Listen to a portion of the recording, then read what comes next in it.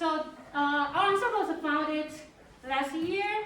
So I want to thank to Margaret and Joe help us to establish that. But this is actually our first in-person concert. So I still remember like 3 months ago when students walked into this classroom, and a few of them have experience with Chinese instrument, but the majority of them did not. So that time they just look at the instrument, hear the sound, and decide from the spot, okay, this instrument I want to play for this semester. And then they pick it up, we learn from how to hold the instrument, what to do with left hand, right hand, and learn how to read the Chinese score that is in numbers. In the meantime, they also have to look at the conductor. So within just 12 weeks of time, they have 1 meeting per week. This is how we got to. So I'm very thankful to all these students. They really put a lot of work into it, make effort to that. So thank you very much.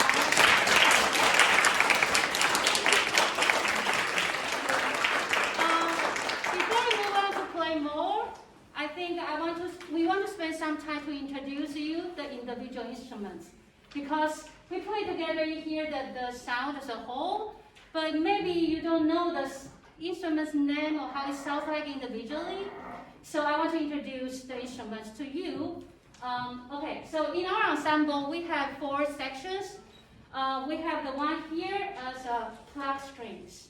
Then one you use pick or use nails or use hammer to plug a string or to hit a string to make sounds. So I'm going to introduce Sophie Pipa. Hello, my name is Sophie, and the instrument I play is called the pipa, or the Chinese lute. It was believed to be originated from the Midwest, from the Wu, and it has the same origin as the guitar.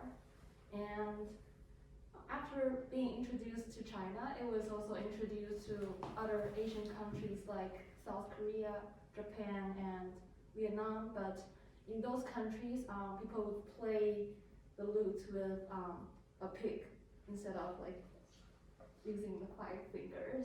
And it has 4 strings. It's A, D, E, A, and it has the head, the neck, and the big body. So like when you play it, you would just like press on the string. You can sit down, you can sit down. You would just like press on the string and then play it, and have a demo from playing.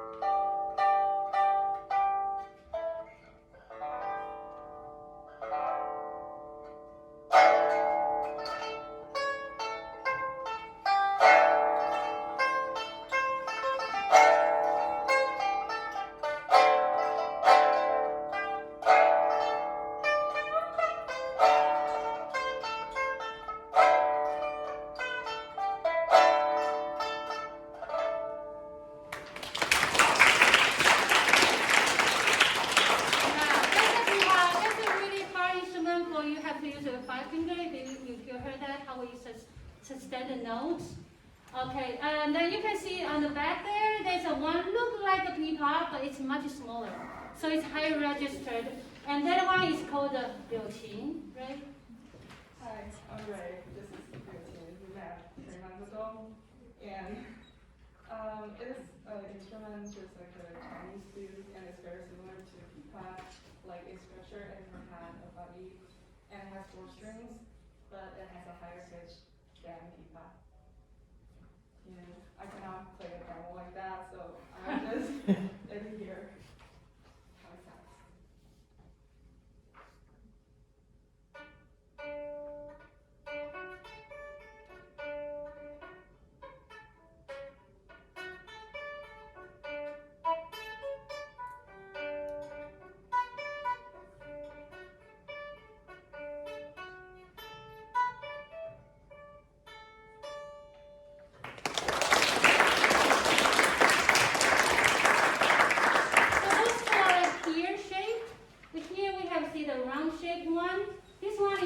zhongruan. It's a medium-sized one. We actually have a smaller size called the xiaoruan, a little one.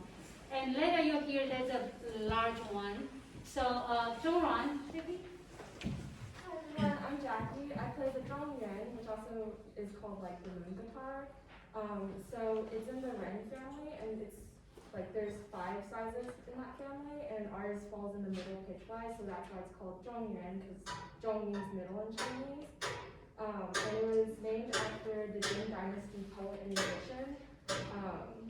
And so the different parts of the zhongyuan that I really like is the top, which is called the liuqin, which is just purely decorative, and it's usually made out of like ivory or plastic. And the design is usually a flower or a dragon. And then the strings used to be made out of silk, but now they're made out of metal. Oops. And it's just played with a pick like a guitar. And then the sound box is made out of rosewood, and then the sound holes right here can be cut into different sizes or shapes. So ours is a circle, but could also be the shape of a bird, a moon, or an S.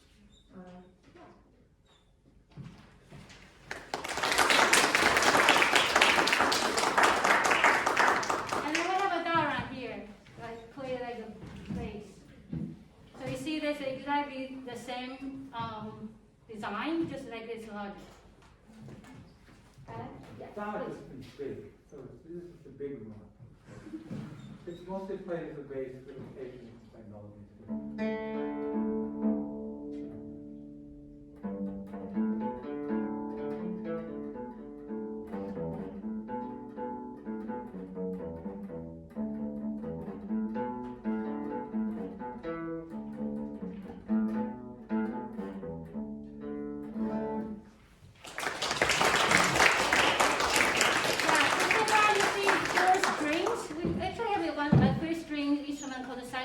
Which we don't use it today. But we have like 21 string this and this is a dulcimer with like over 100 string. So how about let's start from guzheng, 21 string. I'm Hannah, and I play the guzheng, and in English it's called the Chinese zither. The ancient guzheng had 12 strings that were made out of silk, but today there are 21, and there are some variants with more than 21 strings. And now they're made with steel coated in nylon. This is what it sounds like.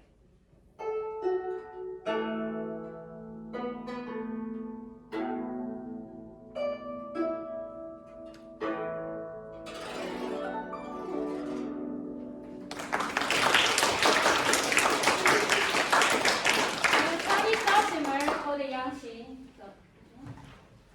Hi everyone, my name is Yutong and I play the yangqin. Yangqin is a hammered string instrument, and it is also known as a Chinese piano because it is usually used as an accompaniment of Chinese string and wind instrument. I'll just show a couple of different ways of playing the yangqin. So the yangqin has 114 strings in total, and it has up to 5 strings per chord. There are also 4 to 5 bridges, so this is called one bridge. And so we have 4 to 5 in total. And so we play it using, this is, I think it's called hammer in English, and this is made of flexible bamboo, so you can see it's pretty flexible. And so one end is half covered by rubber. So if you play by this side, it's gonna sound softer. It is also possible to play with the back side of the hammer. It sounds like that. And there are some other techniques that you can use. Like, and also, you can also put your hands on the strings, just like, it's pretty similar to how guzheng is played. So there are some different variations for it, and yeah. So we have the flat string part, and we have here the bow string part. So we have a bow with two strings on this side, and the bow here is in between strings. So that means that you play one string one time, you rotate to play different strings to make sound. Right, so Fern. Hi, I'm Fern. The instrument I played is called erhu. So er in Chinese means two. So there are two strings of this instrument, and hu means foreign in Chinese. So this instrument is considered to be originated from the nomadic Hu people who lived on the extremities of the ancient Chinese kingdoms.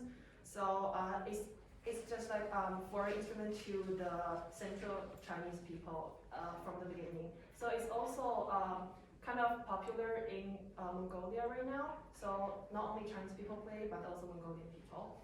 And as you can see, there are two strings, and the inner string is D, and the outer string is A.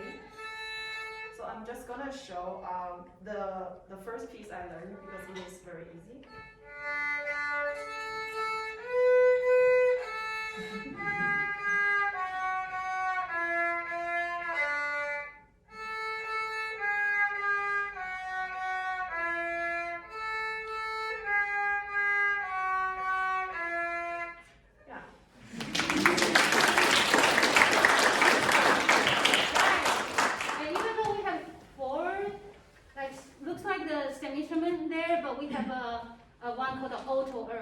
That is the bigger sound box and the string is thicker. That is called the zhonghu.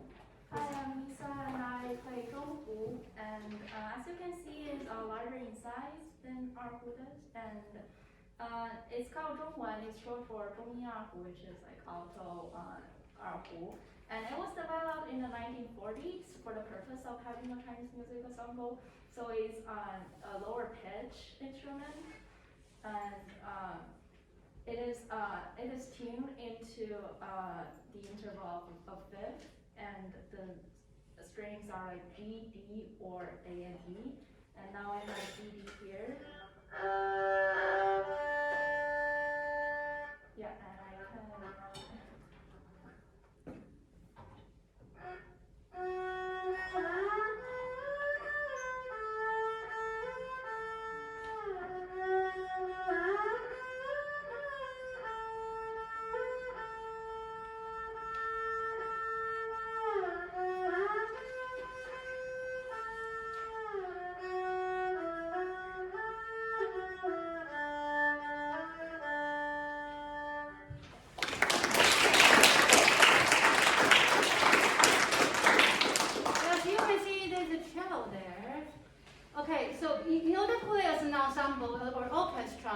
For each section, we need like from the high pitch to the low pitch to the bass.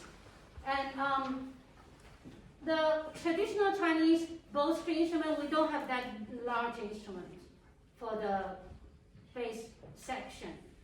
Initially, they create something that you can see they use neck skin, right? So they have like this big, create like this sound box with covered with neck skin, but it doesn't sound good. So nowadays, if you put in ensemble or orchestra, we have cello with us. Can you play something? Yeah. We know the sound of cello, but.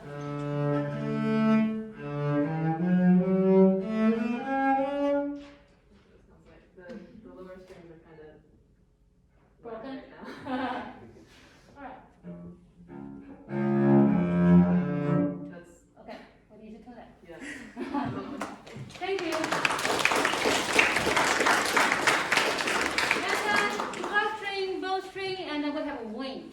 For wind's part, we have dizi, so that's a bamboo flute. Tong, please. Hi, I'm Tong. I play the Chinese flute, and in Chinese we call it dizi. Its body is made of bamboo, and it has 8 holes that we use. 6 of them we use to put our fingers on them to control the pitch. And the first hole is used to blow in the air, and the second hole is covered by a special kind of membrane, and this membrane is used to control the timbre of this flute, so we need to adjust it frequently, so you'll probably see me adjust it like throughout this concert. And also dizi uses movable dough system, which means each flute is designated to a key. So I have the D flute here, but if I were to perform another song in a different key, I'll need to switch to a different flute. And that's because we use the holes and it's not that easy for us to do the accidentals. So if we change to a different key, we just change to a different flute. And the holes also, what differentiates the Chinese flute from the Western flute is, I think, is really this holes. Because for the Western flute, you can only, like for the keys, you can only either press it down or open it, so it's like only 2 options. But for the holes, you can like cover half of it, you can like slide over it, so it really enables a lot of more possibilities to do. There's a lot of techniques revolved around the holes, and I can give a short demo of what it sounds like.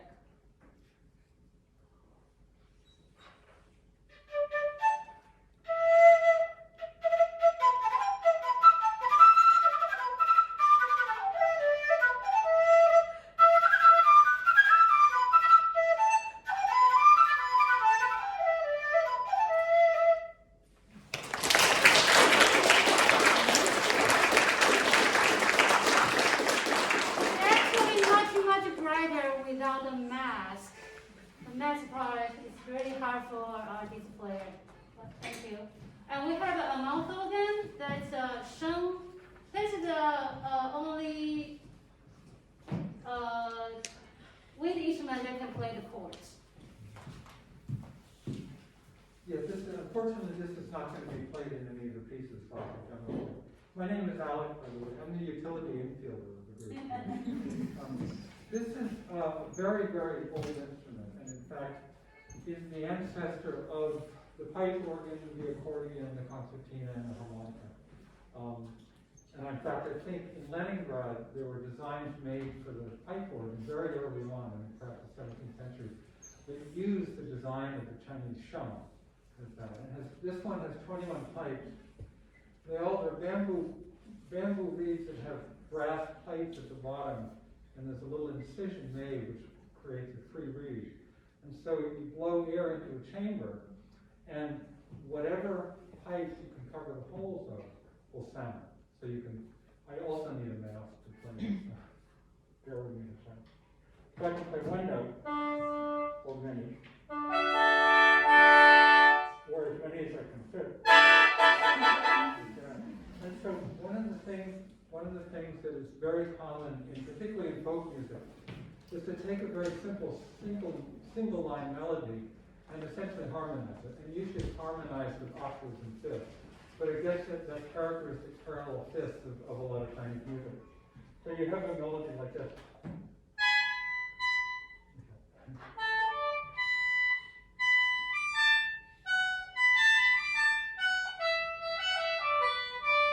And I can turn it into fourths.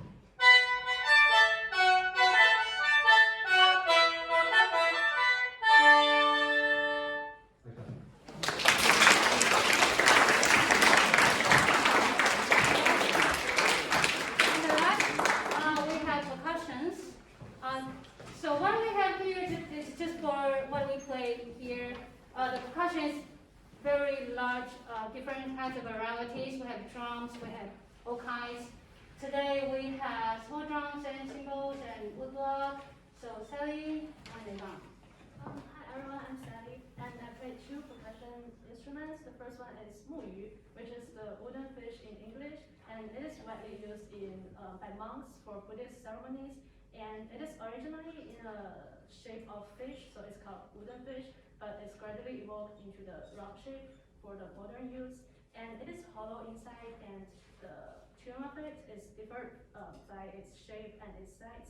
So this piece of muyu has 4 different sizes, so it has 4 tunes like. And it is usually played with wooden strikes with a rubber tape. And also another piece of instrument is the Chinese drum, which is usually used in ceremonies and have a meaning of prosperity and like celebration. And it is usually have a wooden vessel and covered with 2 heights.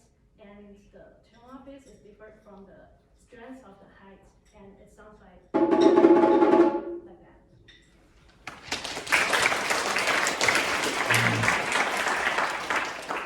Hi, my name is Yvonne. I play this, which is called cello, and also the xiaobao.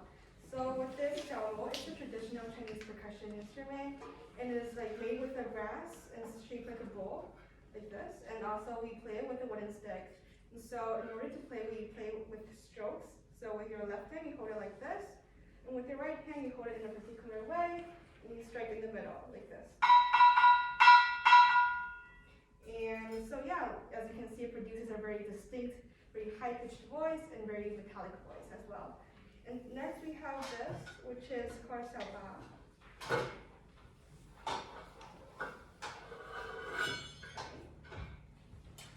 So it is another commonly used percussion instrument, and it is also made with brass, and it's like a very small Chinese-styled cymbal, like we play in Western instruments as well. And they're many forms, and they produce a very bright, explosive voice. And we can see this commonly used throughout other nations as well, and also in like some Western orchestras.